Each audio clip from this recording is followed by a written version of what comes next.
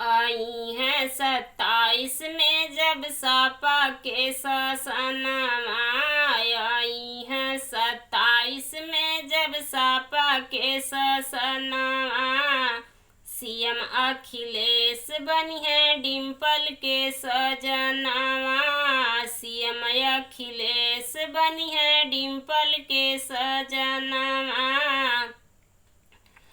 सुना बलमा हमार सबके मिली रोजगार। सुना बलमा हमार मिली सबके रोजगार। छोटकू देवरू के परदेश से बोलैहा हो, बोलैहा हो। आई है 27 में जब सपा के शासनमा। आई है 27 में जब सपा के शासनमा। सीएम अखिलेश बनी है डिम्पल के सजनवा। सीएम अखिलेश बनी है डिम्पल के सजनवा।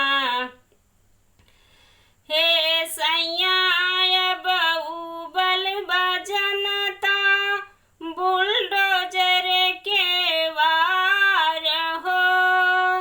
हे सैया सुनाऊ बल जनता बुलडोजर के वार हो। मांग रही अब माता बहिन के अखिलेश के सरकार हो। सपा के सरकार बनाई मिली पीडीए के सरकार हो। यही है 27 में जब सपा के शासनवा। सीएम अखिलेश बनी है डिम्पल के सजनवा। सीएम अखिलेश बनी है डिम्पल के सजनवा। सबके मिली लेपटाप होई है विरोधी फलाप। सबके मिली लेपटाप होई है विरोधी फलाप। दे के साइकिल गरीब बेटी के पढ़ई है। दे के साइकिल गरीब बेटी के पढ़ई है। आई है 27 में जब सपा के शासनवा। सीएम अखिलेश बनी है डिम्पल के सजनवा। केहू का चलाई राज चलैया भैया अखिलेश हो। चाहे किसान अनाज वाला होई काम विशेष हो।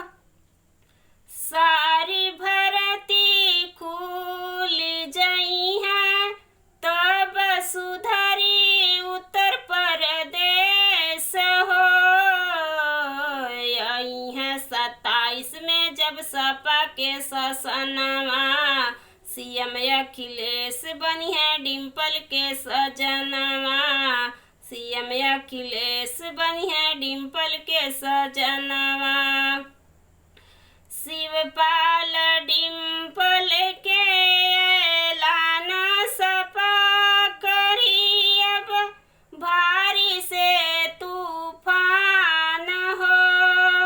याद किरण साइकिल के बटन दबाई है हो जाई है अब साथ हो। यही है 27 में जब सपा के शासनवा। सीएम अखिलेश बनी है डिम्पल के सजनवा। आई है 27 में जब सपा के शासनवा। सीएम अखिलेश बनी है डिम्पल के सजनवा।